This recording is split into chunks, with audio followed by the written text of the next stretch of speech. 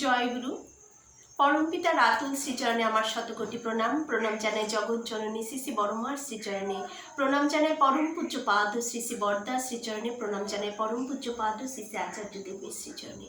আপনাদের সবাইকে আমার আন্তরিক আনন্দিত জয়গুরু। শুভ নববর্ষে প্রীতি, শুভেচ্ছা, ভালোবাসা রইল এবং দয়ালের রাতুল শ্রীচরণে এই নতুন বর্ষে সকলের মঙ্গল প্রার্থনা করি। সবাই খুব ভালো থাকুন, সবাই ইষ্টচ্ছল জীবনযাপন করুন, এই প্রার্থনা দয়ালের শ্রীচরণে। নতুন বছর পড়ে গেল, আবার বছর দিন দিন বছর ঘুরছে,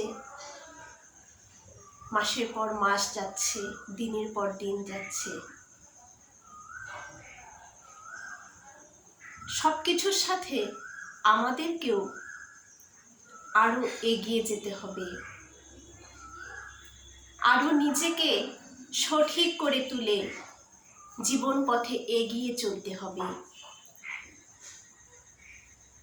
জীবনের ভালো কি, জীবনের মন্দ কি আমরা কেউ জানি না, তাই তো আমরা আদর্শের স্বর্ণাপন্ন হয়েছি সঠিকটা জানার জন্য।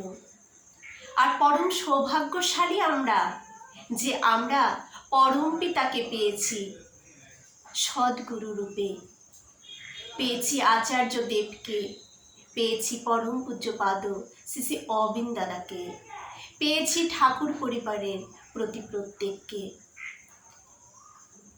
যারা আমাদেরকে সঠিক পথ নির্বাচন করে দিচ্ছেন জীবন চলনায়। কত সৌভাগ্যশালী আমরা, একবার ভেবে দেখুন। আমি রোজ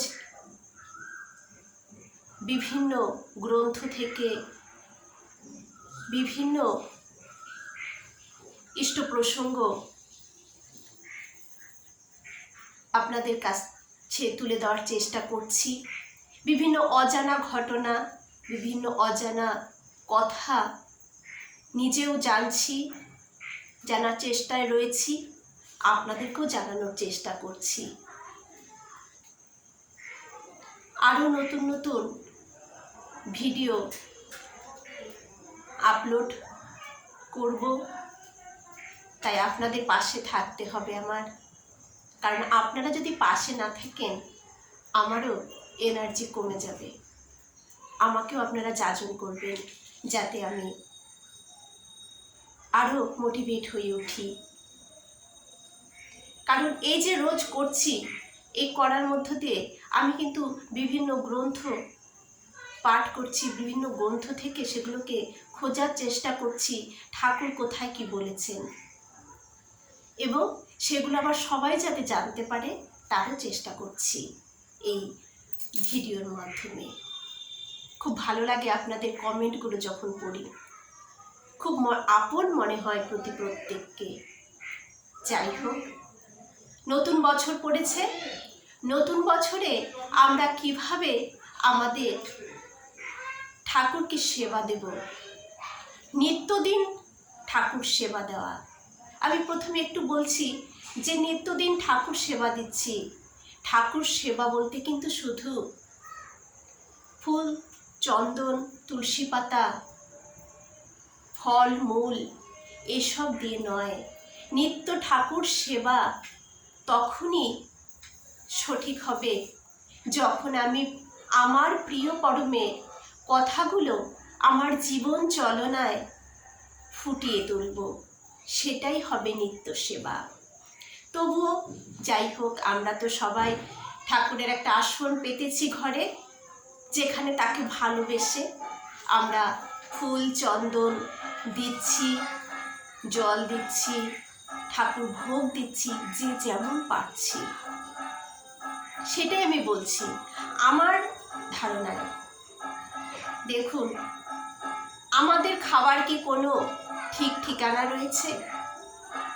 আমরা 3 বেলার প্রতিনিয়ত খাচ্ছি, তারপর যখন যেটা কখনো টিফিন হচ্ছে বা কোথাও কখনো কেউ কিছু নিয়ে আসলো, কেউ মিষ্টি নিয়ে আসলো, বাড়ির পরিবারই হোক, বাইরের কেউ অতিথি যখন নিয়ে আসে সেটাও আমরা গ্রহণ করছি। তাহলে আমার বাড়ির মালিক আমার ঠাকুর। আমরা যে আমাদের ঠাকুরকে সিংহাসনে বসিয়েছি, একটা আসন দিয়েছি, একটা ঘর দিয়েছি ঠাকুরকে, তাহলে আমি আমার ঠাকুরকে বাড়ির মালিক ভেবে নিয়েছি তো? কারণ ঠাকুরকে আমাদের বাড়ির একজন মালিক, যিনি বাড়ির হেড, সেটা কিন্তু আমরা ধরে রেখেছি। তাহলে বাড়ির হেডকে কি খাবার, যিনি আমার মালিক, যিনি আমার বাড়ির একজন সদস্য, তার খাওয়াটা কেন আমরা গুনতির খাতায় রাখবো? সেটা কিন্তু হবার নয়, হওয়াটাও ঠিক নয়। যেমন 3 বেলা ভোগ দেওয়া উচিত। যদি কেউ পারেন চেষ্টা করবেন সকাল, আবার 12টার মধ্যে একবার, আরেকবার সন্ধেবেলা ঠাকুরকে ভোগ দেওয়ার। যদি কেউ না পারেন 2 বেলাই দেবেন, কিন্তু দেওয়ার চেষ্টা করবেন 2 বেলা। চেষ্টা করবেন সকাল 10টার মধ্যেই ঠাকুর ভোগটা দিয়ে দেওয়ার জন্য। তাছাড়া অতিথি এলো মিষ্টি নিয়ে, সবাইকে দেবার আগে ওখান থেকে আগে ঠাকুরকে একটা দিয়ে দেবেন, সেটা যখনই হোক। হ্যাঁ, ঠাকুর যখন ঘুমানোর সময়, সে সময়টা ঠাকুরকে কিন্তু ডিস্টার্ব করা একদমই উচিত নয়। আমরা ঠাকুরকে সেখান থেকেও একটা কিছু দেব, দিয়ে তারপর আমি সবাইকে দিলাম। ঠাকুরকে বাড়ির একজন মেম্বার বুঝতে হবে, তাকে কিন্তু ওই একটা ফটো ভেবে নিলে কিন্তু চলবে না। যদি আমি ফটো ভেবে নিই তাহলে কিন্তু ফটোই থাকবে। আমার কাছে মানুষ হয়ে কিন্তু কখনোই তিনি ধরা দেবেন না। তাই তাকে আমার পাশে সর্বদা রয়েছে আমার বাড়ির মালিক, তিনি সর্বদা সব কিছু দেখাশোনা করছে, এই ভেবে তার কিন্তু সেবা দেওয়া উচিত। আপনারা সেটাই চেষ্টা করবেন, ঠাকুরকে এভাবে সেবা দেবার নিত্যদিন। তাছাড়া রোজ পূজায় যখন বসবেন, প্রথমে জল শুদ্ধিটা করবেন। নিচে জল নিয়ে শান্তি করে ঠোঁটে লাগাবেন, কিন্তু মুখে যেন না যায়। এটা আমি যেটা করি সেটাই বলছি। করে নিলেন, তারপর ওম বিষ্ণু নম শ্রী বিষ্ণু, নম শ্রী বিষ্ণু, নম শ্রী বিষ্ণু বলে জল শুদ্ধিটা করে নেবেন। জল শুদ্ধি করার পরে কেউ যদি জল শুদ্ধি করতে না পারেন আমাকে কমেন্টে অবশ্যই জানাবেন, আমি জল শুদ্ধির মন্ত্রটা জানিয়ে দেব।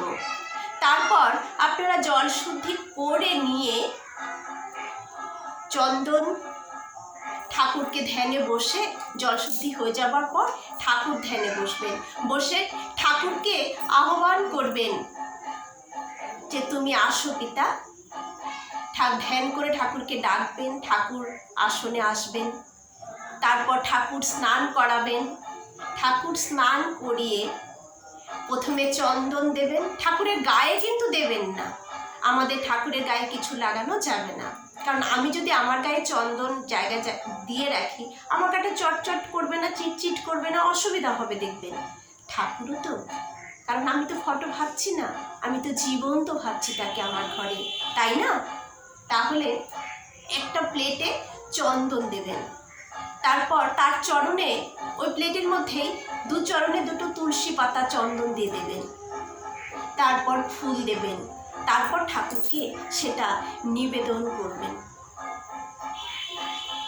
ঠিক এভাবে বড়মা বড়দা আচার্যদেবকে দিলেন। তারপর ঠাকুর ভোগ দেবেন, নাম করে করে জল তার ভোগ ঠাকুরের সামনে নিবেদন করলেন। প্রদীপ ঘোরালেন। আর আমাদের পুরুষোত্তমের শঙ্খ যে বাজায়, সেটা কিন্তু একটা নিয়ম রয়েছে। সেটা কিভাবে বাজাবেন? পুজো হয়ে যাবার পরে একই সাথে ঘণ্টা আর শঙ্খ দুটোকে একই সাথে কিন্তু বাজাতে হবে। ঘণ্টা বাজাবেন আর শঙ্খধ্বনি একই সাথে 3 বার দেবেন। আমাদের নিত্য পূজা এখানে সমাপ্ত হবে। তারপর নাম ধ্যানে বসবেন, কিছুক্ষণ নাম ধ্যান করবেন, তারপর পূজা সমাপ্ত হলো। কিন্তু আবারও আমি বলছি, এই পূজা ঠাকুরকে ভালোবেসে আমার মনে হয় তাকে যদি সত্যি নিত্য সেবা দিতে চাই, তাকে খুশি করতে হবে। তাকে খুশি রাখাই কিন্তু আমার তাকে সেবা দেওয়া। আমার কোন কর্মে, কোন আচরণে তিনি খুশি হবেন সেটা নিত্যদিন করে যাওয়া। কোন কর্ম করলে তিনি খুশি হবেন সেটা করা। কি খাবার খেলে তিনি আনন্দিত হবেন, এটা একটা সেবা দেওয়া। কারো সাথে সুন্দর ব্যবহার করা, সেটাও একটা সেবা দেওয়া। এভাবেই কিন্তু তাকে সেবা দেওয়া সম্পূর্ণ হয়।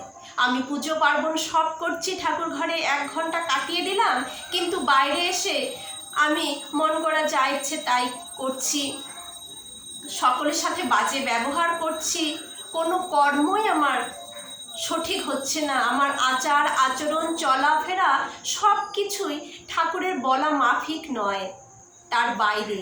তাহলে কিন্তু আমি তাকে নিত্য সেবা দিতে পারলাম না, বঞ্চিত হয়ে রইলাম। এইগুলো আপনারা একটু খেয়াল করবেন।